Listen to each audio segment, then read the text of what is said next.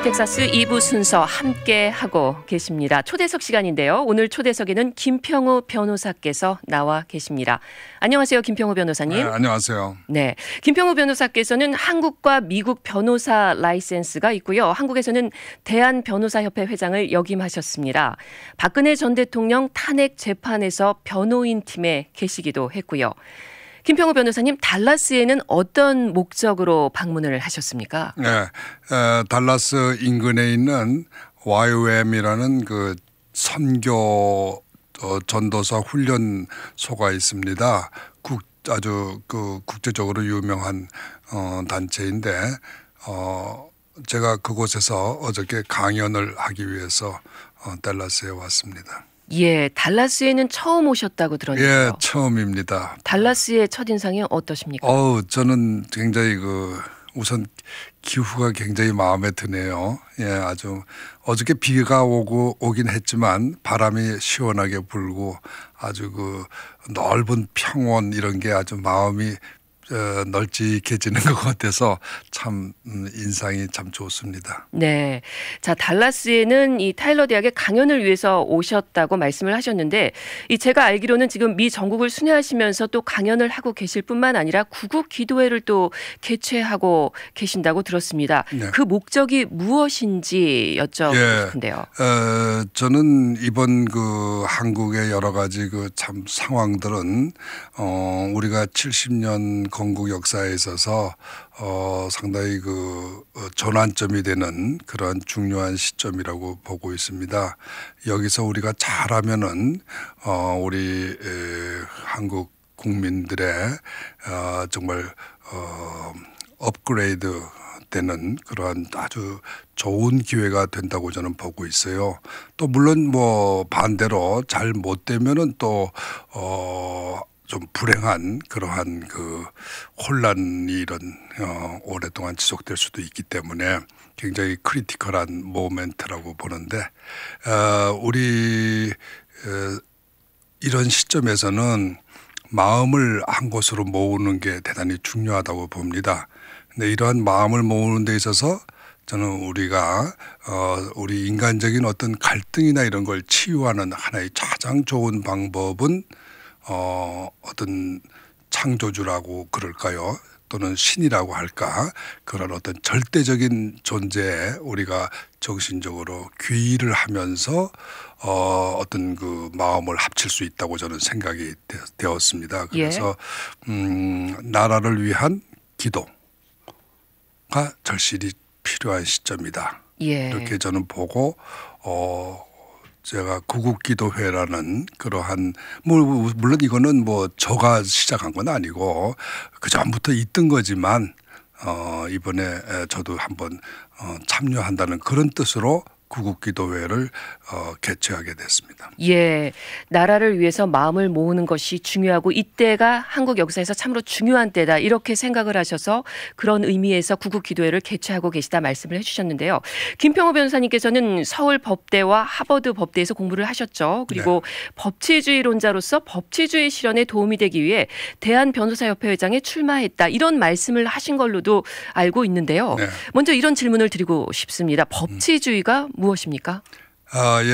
법치주의는 글자 그대로 정치를 법에 따라서 하는 겁니다. 법과 정치 이 관계에 있어서 정치가 법의 위로 올라가는 게 아니라 정치가 법의 밑으로 들어가는 것, 그것이 법치주의예요. 글자 그대로예요. 다만 좀 더 크게 이제 보면은 한국의 역사는 지금까지는 정치가 절대적인 우위였습니다. 법보다 위였다라는 말씀이신가요? 그것은 우리가 솔직히 인정을 안 할 수 없어요. 물론 그거는 옛날부터 조선시대부터도 법보다는 정치가 위였죠. 그리고 또 1948년에 우리가 대한민국이라는 근대 국가를 헌법에 의해서 건설을 했습니다. 그렇지만 역시 이제 실제 현실에 있어서는 정치가 법보다 위로 올라가는 그러한 과거를 사실 우리가 부정할 수는 없어요. 그러나 우리나라가 앞으로 근대 국가로서 정말 세계적인 선진 국가가 되려면 이 패러다임을 바꿔서 법이 정치 위에 올라가야 된다. 예. 그래서 저는 법치주의가 현대 국가로서 업그레이드 되기 위한 필수 조건이라고 저는 생각을 합니다. 그래서 저는 법치주의를 주장을 합니다. 네. 자, 김평우 변호사님 이 작년 초에 탄핵을 탄핵한다라는 책을 쓰셨죠. 또 이어서 한국의 법치주의는 죽었다라는 책도 쓰셨고요. 지금 말씀하신 걸 보면은 지금까지 한국의 역사를 볼 때 정치는 법보다 위였다. 그런 의미에서 또 이런 책을 쓰신 건지 김 변호사님께서 또 법치주의에 의거해 볼 때 이 박근혜 전 대통령의 탄핵에 문제가 있다고 보셔서 이 책을 쓰신 건지 좀 설명을 듣고 싶은데요. 예, 물론 둘 다죠. 제가 책을 지난 1년 동안에 3권의 책을 썼어요. 먼저 탄핵을 탄핵한다. 이거는 2017년 1월 달에 출판했습니다. 네. 두 번째 한국의 법치주의는 죽었다는 2달 뒤인 2017년 3월 달에 출판했습니다. 그리고 최근의 책이 이제 이거 탄핵 정변 구속 정변이라는 3번째 책인데 이 책은 금년 3월에 출판했습니다. 예. 지금 또 4권을 지금 출판 준비 중에 있습니다. 제가 이렇게 탄핵에 대해서 여러 책을 쓰고 있지만 저는 이 주제가 일관돼 있습니다. 법치주의예요. 예. 그래서 이 최근에 쓴 탄핵정변 구속정변이라는 이 책은 우리가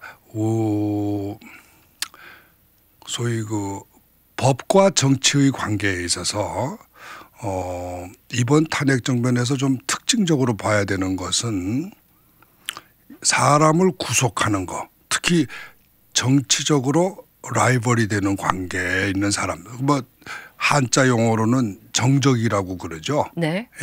좀 옛날 용어지만 우리 쉽게 말하면 이제 지금 현대로 말하면 이제 야당이라고도 볼 수 있고 또는 상대방이라고도 볼 수 있는데 이러한 그가 정치적 의견이 다를 때 또는 어떤 정치적 세력상 충돌이 생겼을 때 이것을 풀어가는 방법의 하나로서 선거라는 그러한 민주적인 선거라는 경쟁 방법을 쓰는 것이 법치주의에 맞는 방법인데 예.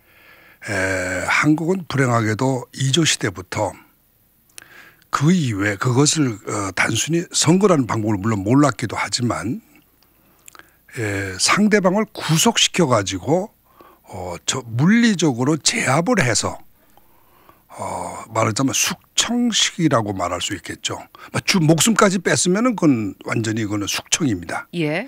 그러나 이제 목숨을 뺏지는 않더라도 감옥소에 장기간 집어넣어 가지고 아예 사회적으로 활동을 못하게 하고 또는 명예적으로나 모든 현실적인 경제적으로나 또는 이렇게 해서 정치 활동을 봉쇄해 버려서 그렇게 해서 자기의 정치적인 뜻을 관철시키는 예. 이러한 전 근대적인 숙청 방법을 사실은 지금 이 시대 21세기를 자랑하는 이 한국의 현 상황에서 지금 그대로 이 옛날식 방법이 사용되고 있다. 이러한 뜻에서 저는 이 책 제목을 이 탄핵 정변이 바로 구속 정변이다. 예. 정적을 구속해서 정치적인 뜻을 관철하려고 하는 그러한 점에서 법을 정치에 이용한다. 네. 악용한다. 또는 남용한다. 또는 더 나쁘게 말하면 하나의 법을 부려먹는 거죠. 나쁘게. 예. 그렇게 해서 법을 오히려 만신창이로 만들어버리는 이러한 불행한 면이 좀 있다는 걸 저는 지적을 하기 위해서 이 책을 썼습니다. 예. 이 탄핵정변 구속정변이라는 책에는 제가 2017년 10월 31일 최순실이라는 사람이 구속된 그 시점으로부터 시작해서 최근까지 약 40 제가 조사한 거는 약 43명의 정치적 희생자들이 구속당했습니다. 네. 그러한 사실들에 대해서 우리나라 사람들에게 주의를 환기시키기 위해서 제가 이 책을 쓰게 됐습니다. 예. 자, 그러시다면 김평우 변호사께서는 이 탄핵 정번, 구속 정변을 통해서 지금 어떤 이야기를 하고 싶으신지를 말씀을 해주셨는데, 대한민국은 민주주의 법치 국가라고 헌법에 나와 있지 않습니까? 그런데 실상적으로 지금 정치권에서 행해지는 것은 전 근대적인 어떤 정적을 축출하는 그런 방법으로 법 위에 정치가 써 있다. 이 부분을 좀 일깨워주고 싶고 바꾸고 싶다라는 말씀이신가요? 그렇습니다. 예. 좀 더 구체적으로 이야기를 나눠봤으면 좋겠는데요. 김평우 변호사께서는 이 박근혜 전 대통령의 탄핵에 문제가 있다 이렇게 계속 이 주장을 해오고 계시지 않으셨습니까? 그렇습니다. 그 부분이 법치주의에 의거했을 때 무엇이 잘못됐다라는 것이죠? 예. 먼저 이 탄핵이라는 게 그 절차가 세 가지 과정이 있거든요. 첫째는 국회가 기소를 합니다. 그 대통령을. 네. 그게 이제 대통령 탄핵이니까. 그래서 기소하는 절차가 하나 있고, 그 다음에 이제 그 헌법재판소라는 곳에서 그 기소장을 받아가지고 재판이라는 절차가 있고요. 예. 그리고 이제 마지막으로는 결정을 내리는 그러한 그 판결 절차가 있고, 이 세 가지 이제 절차가 있거든요. 네. 그래서 이 세 가지 절차를 하나씩 이렇게 분석을 해본 겁니다. 네. 이 탄핵한다는 이 첫 번째 책은 기소 절차를 분석한 겁니다.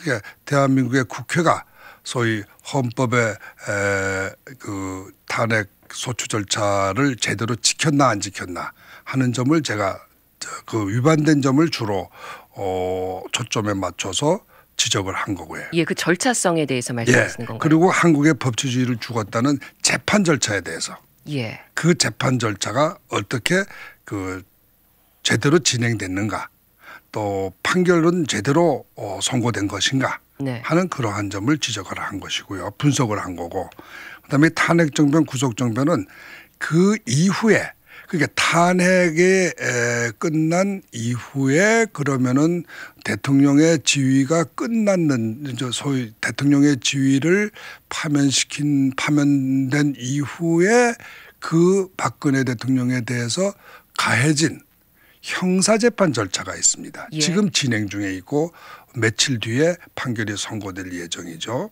그 지난 1년 동안의 그 형사재판 절차, 그것은 또 과연 공정하게 진행됐는가. 네. 그러한 것을 분석한 게 이 3권째 책이에요. 예. 그래서 이 3권에는 다 각각 절차별로 구분을 해서 다루게 된 거죠. 예, 그 절차상에 김평우 변호사님께서 분석했을 때 이러이러한 것이 문제가 있다 해서 아마 다루셨던 것 같은데, 간략하게 그런 부분들을 소개해 주신다면요. 그러면 먼저 국회의 탄핵 소추 절차, 여기에 문제점은요.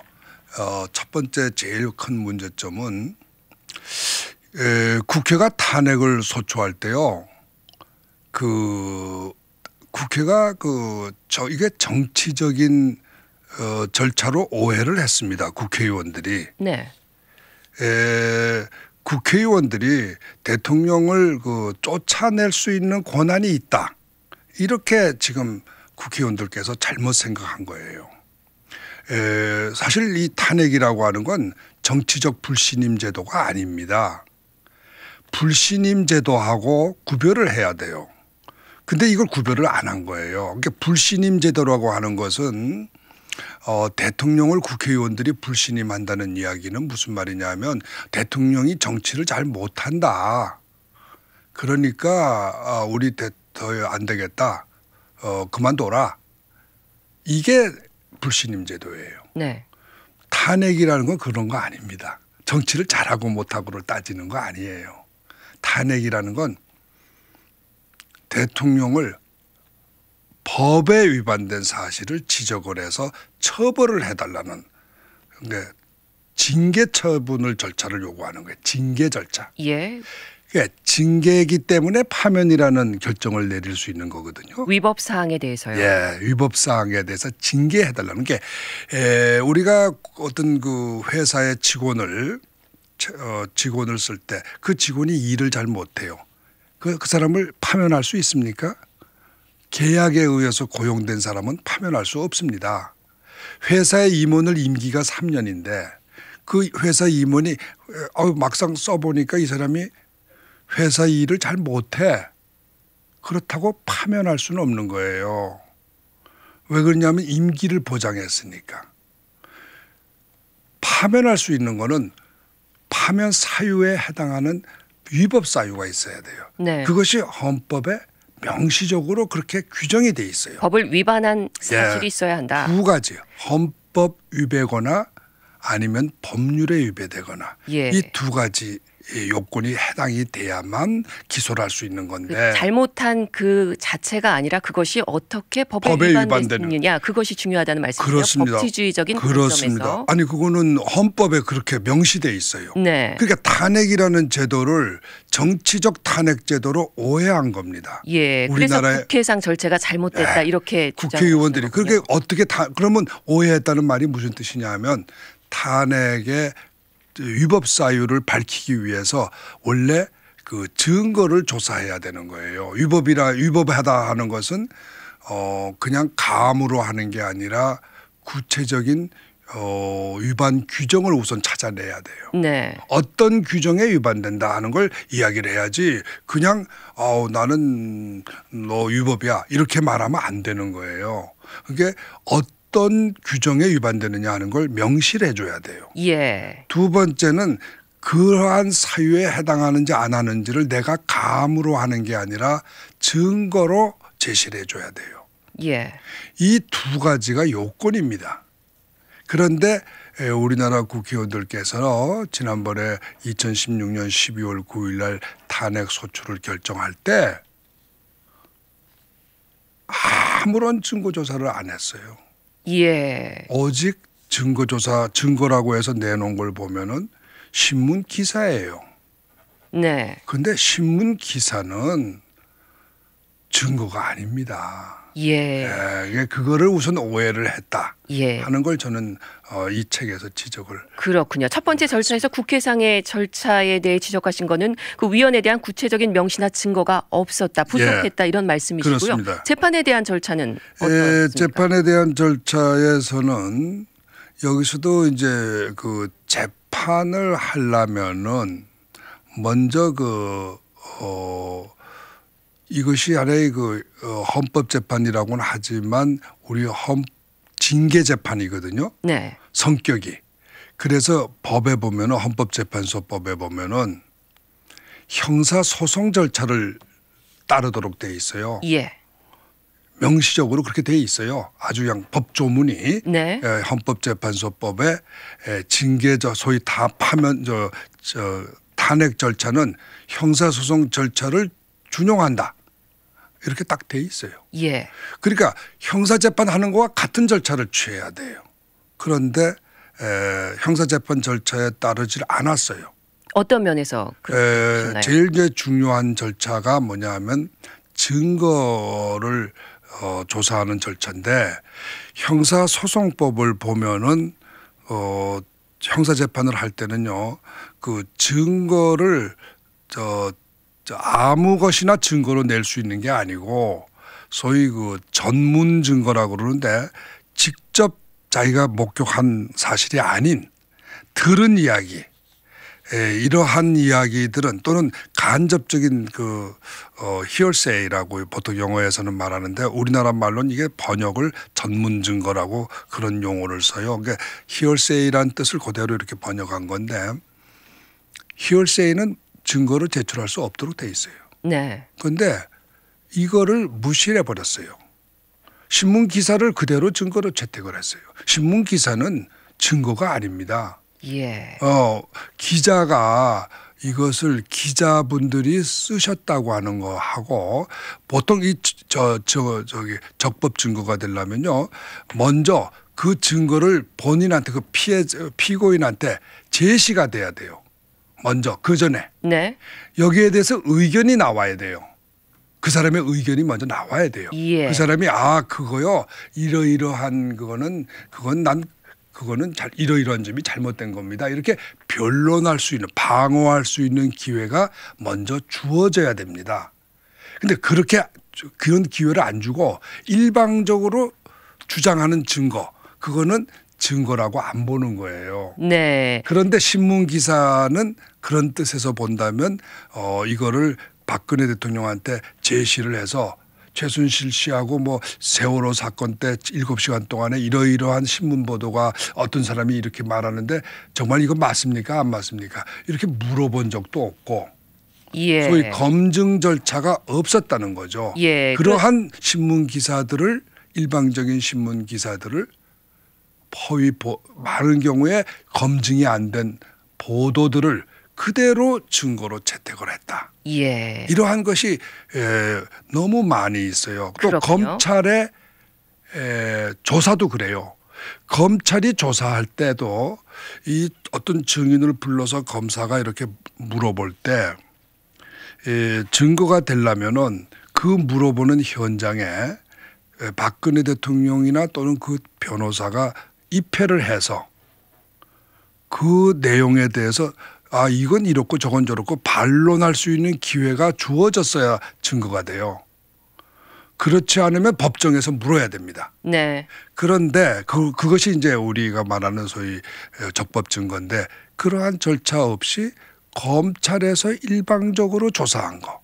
예. 그거를 전부 증거로 채택을 해서 재판을 했다. 그렇군요. 그러한 점이 예. 지적을 하고 있습니다. 김평호 변호사님께서 한국의 법치주의는 죽었다. 이 재판 과정도 법치주의적인 절차를 따르지 않았다. 그 이유는 이 탄핵 재판 같은 경우는 형사소송 절차를 밟아야 되는데 증거 선택이나 증거 조사 절차에 이렇게 말씀하신 문제가 많았다라고 그렇게 지금 주장을 하고 계시는 겁니다. 그렇습니다. 네, 김평호 변호사님 잘 들었고요. 저희가 전하는 말씀을 듣고요. 네, 계속해서 인터뷰를 이어가도록 하겠습니다. 그러시죠. 굿모닝 텍사스 2부 뉴스 초대석 김평호 변호사와 함께 하고 계십니다. 네, 김평호 변호사님 또 최근에 쓰신 책이 탄핵 정변, 구속 정변이라는 책이고 이것은 이 박근혜 전 대통령의 구속의 절차가 법치주의적 관점에서 볼 때 잘못됐다 이런 내용을 담고 있다고 말씀하셨어요. 간략하게 소개해 주신다면요.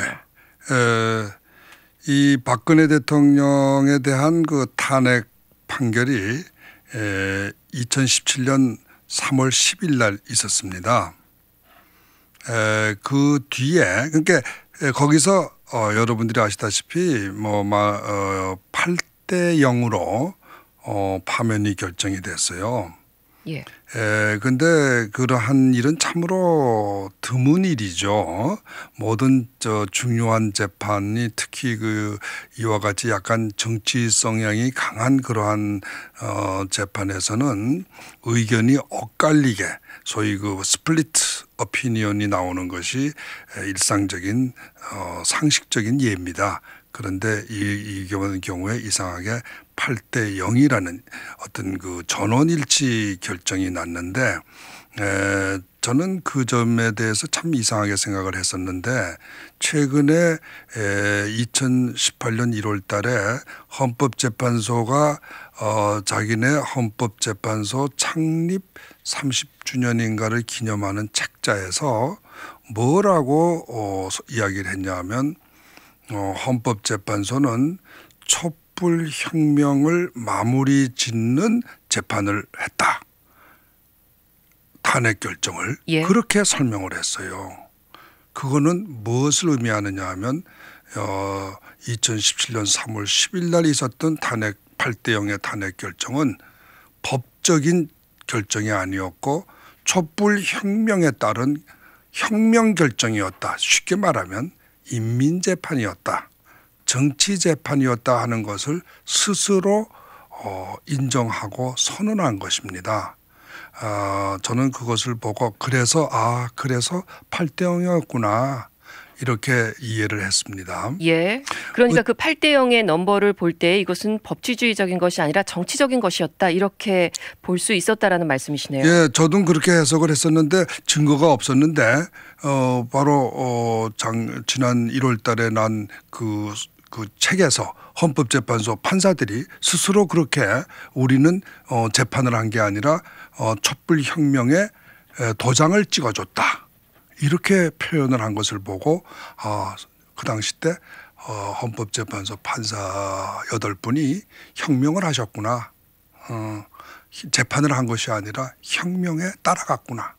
이러한 것을 깨달았습니다. 예. 그래서 이번 그 탄핵 재판이 인민법적인 법치주의 재판이 아니라 하나의 그 혁명 재판 또는 정치 재판 또는 뭐 나쁘게 말하면 인민 재판식이 되는 분위기 재판, 국민들의 여론에 따르는 그러한 재판이었다는 것을 확인했습니다. 이 탄핵 정변은 그 뒤에 이러한 그 박근혜 대통령이 3월 10일 날 탄핵 결정에 의해서 대통령 자리를 잃어버리고 임기를 1년 단축이 된 거죠. 그렇게 해서 그만두고 나서 집에 돌아가신 다음에 이제 일반 시민으로 돌아가신 다음에 구속이 바로 됐습니다. 네.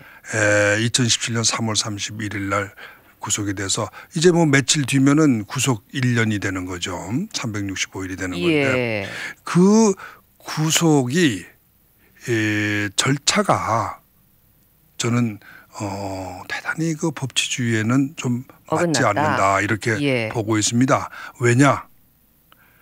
우리나라 형사소송법에 뭐라고 돼 있냐면 사람을 우리 이제 보통 그 국민을 검찰이 또는 법원이 구속을 해가지고 수사를 한다거나 재판을 한다는 건 예외다. 원래 구속이나 재판은 재판이나 조사나 재판은 사람을 구속해 놓고 재판하는 게 조사하고 수사하는 게 아니고 신병을 이렇게 풀어준 자유인의 상태에서 조사하고 재판하고 구속은 언제 하느냐?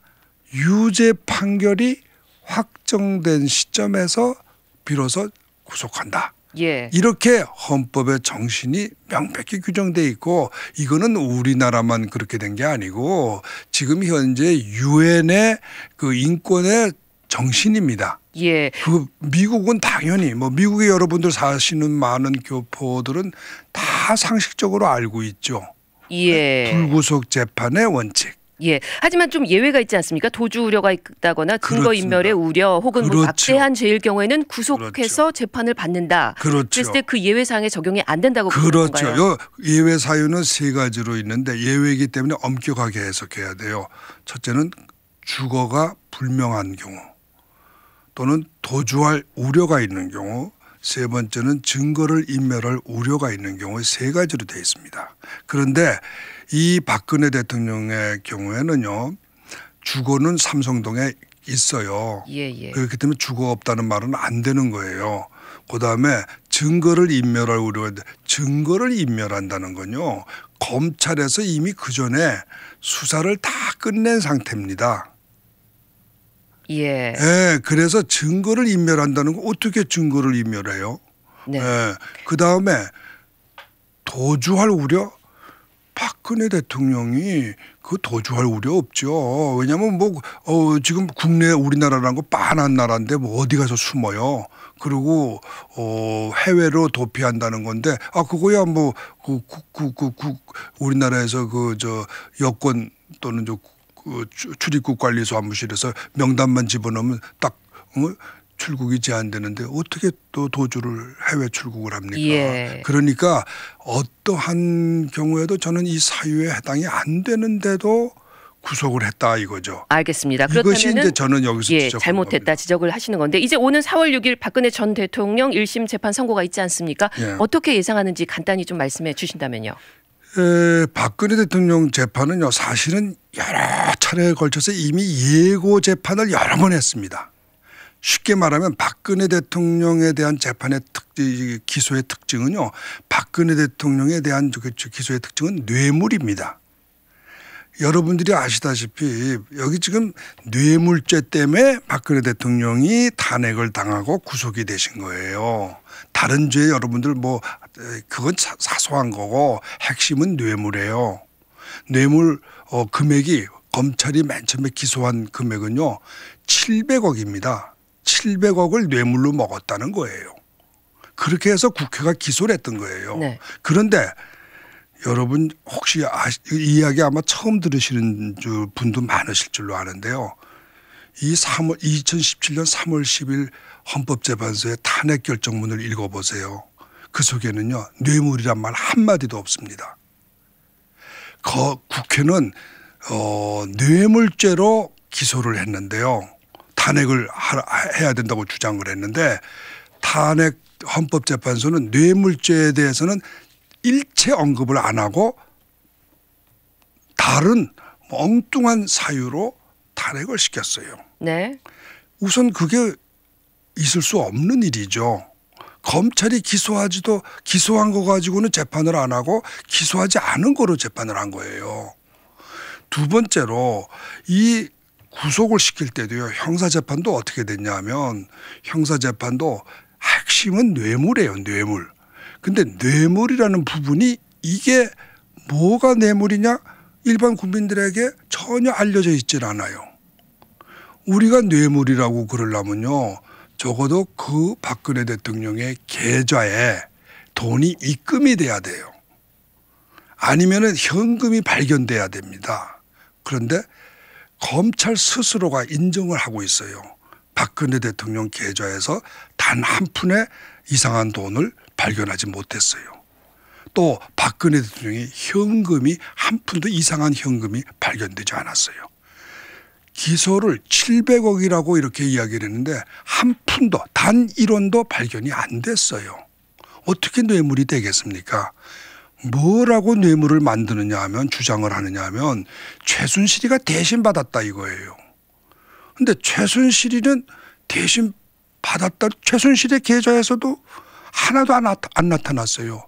유일하게 최순실의 계좌에 나타났다는 거는 36억 원에 해당하는 돈을 삼성에서 소위 최순실이 독일 내에 있는 최순실의 사업 계좌에 입금을 시켰다는 거예요. 예. 그것이 유일한 그 증거예요. 예. 그런데 그거는 최순실이가 받은 거지 어떻게 그것이 그 박근혜 대통령이 받은 겁니까? 예. 그러니까 뇌물이 성립되지 않는데도 불구하고 지금까지 1년 동안 뇌물죄로 구속을 시켜가지고 재판을 하면서 네. 어떻게 재판을 했냐면 제일 먼저 재판을 누구를 했냐면 이재용 씨를 재판을 했어요. 예. 자, 김평우 변호사님, 저희가 시간이 그렇게 많지 그렇죠. 않았어요. 그럼 재판 선고에 대해서도 그렇게 새로울 것은 없다. 그렇게 아마 예측을 하시는 걸로 보였습니다. 예상된 대로 예. 지금 이미 이재용 씨에 대해서 유죄 판결 났고 네. 또 최순실에 대해서 유죄 판결 나지 않았습니까? 예. 유죄 판결이 결국 날 것이다. 그렇다면 예. 이거 공범자라니까. 예. 세 사람이 다 공범자라는 이론이니까 그러면은 유죄 판결이 날 거고 예. 뭐 주범이라고 한다면은 뇌물죄는 공무원이 범죄입니다. 공무원은 이 중에 저 이재용 씨나 최순실 씨는 공무원이 아니에요. 박근혜 대통령만 공무원입니다. 예. 그러니까 주범이 되는 거예요. 네. 그런데 주범이 되면은 형량이 더 높지 않겠어요? 예. 그러니까 지금 현재 이재용 씨는 뭐 2심에서 예. 집행유예가 됐고 예. 최순실 씨는 20년인가 선고됐잖아요. 그러면은 20년보다는 형량이 더 높을 것이다. 네. 자, 김평우 변호사님, 그렇다면 최근에 또 이명박 전 대통령도 구속되지 않았습니까? 예. 그 부분에 대한 생각은 어떠십니까?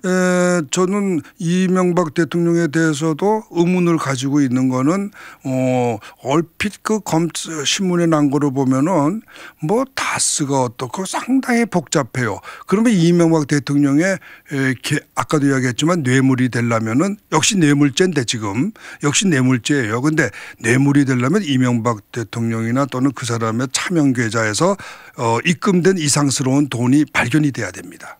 아니면 현금이 발견되거나 이 그렇지 않고서 뇌물이라고 하는 것은 상당히 무리한 이야기예요. 예. 저는 그 점에 대해서는 왜 어떻게 발견이 됐다는 건지 그것이 공개되지 않고 있는 점에 대해서 우선 의심을 하고 있어요. 예, 역시 그러니까 법치주의적인 관점으로 철저하게 그 위법 사항이 이 적절한 증거로서 밝혀져야 한다. 그런 관점을 가지고 두 번째는 왜 구속하느냐 이거죠.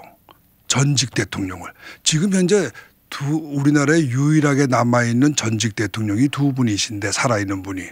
이 전직 대통령 두 사람을 다 이렇게 뇌물죄로 해서 구속시킨다고 하는 건 만에 하나라도 무죄가 되면 어떡하려고 이러는가. 예. 저는 그 점에 대해서 굉장히 우려하고 있어요. 알겠습니다. 적어도 일반 국민이 아니고 대통령이라고 하는 것은 나라의 얼굴입니다. 이 나라의 얼굴을 이렇게 무시하고 이렇게 일반 시민 이상으로 이렇게 더 하찮게 다룬다고 하는 것은 결국은 무슨 의미냐 하면은 국가를 너무 무시하고 있는 거예요. 예. 김평호 변호사님, 박 전 대통령 탄핵 재판 당시 변호인 팀에 조인을 하셨잖아요. 네. 당시 김평호 변호사님의 막말 논란이 이슈가 됐던 기억이 나는데요. 당시 상황 좀 간단하게 설명해 주신다면요. 네. 뭐 여러분들 제가 변론하는 거 다 공개됐기 때문에 다 들으셨잖아요. 저 막말한 적 없어요. 정말 한마디도 저는 막말을 한 적이 없습니다. 다만 제가 막말이라고 한 걸 가만히 무엇을 막말이라고 하는 것인가 하고 제가 추측을 해보니까 제가 판사들에 대해서 그 헌법재판소 재판관에 대해서 이건 잘못된 거라고 이렇게 판사들에 대해서 잘못을 제가 지적한 거 그건 사실이에요. 그러나 재판이라고 하는 것은 그러한 자유스럽게 잘못된 거를 상대방의 잘못된 거 또는 법관의 잘못하는 거를 지적하는 것이 변론입니다. 미국 같으면은 저는 상 받아요. 상 받아. 근데 이것을 막말이라고 하는 것은 어떤 의식이냐? 관존민비입니다. 판사에 대해서는 절대로 복종해야 되고 판사가 아무리 잘못되더라도 잘못됐다는 말을 하지 마라. 이러한 그 봉건적인 관존민비의 의식에서 우리나라 언론이 아직까지도 벗어나지 못하고 있다는 게 저는 답답합니다. 예, 김평호 변호사님 앞으로도 또 전국을 순회하시면서 이렇게 강연하시고 구국 기도회를 개최하실 계획이십니까? 예, 그렇습니다. 예, 자 마지막으로 달라스 포트워스 지금 청취하고 계신 한인 동포 여러분들께 한 말씀 하고 싶은 이야기가 있으시다면요. 예, 저는 이번 탄핵 이 정변이라고 저는 부르는데 1년간에 이게 굉장히 한국 역사에서 전환점이 될 거라고 봅니다. 이 전환점을 잘 이겨내서 잘 활용을 해서 우리나라가 정말 경제적인 선진국으로서만 끝나지 말고 법치적인 선진국이 돼서 정치 이념이 어떻게 바뀌든 간에 그 국민들이 안심하고 자기 생업에 종사하고 자기 의견을 자유스럽게 발표할 수 있는 그러한 현대 국가로 업그레이드 되는 그러한 그 계기로 삼아 주시기를 저는 바라고 있습니다. 네, 김평호 변호사님 오늘 인터뷰 감사합니다. 예, 감사합니다. 지금까지 뉴스 초대석이었습니다.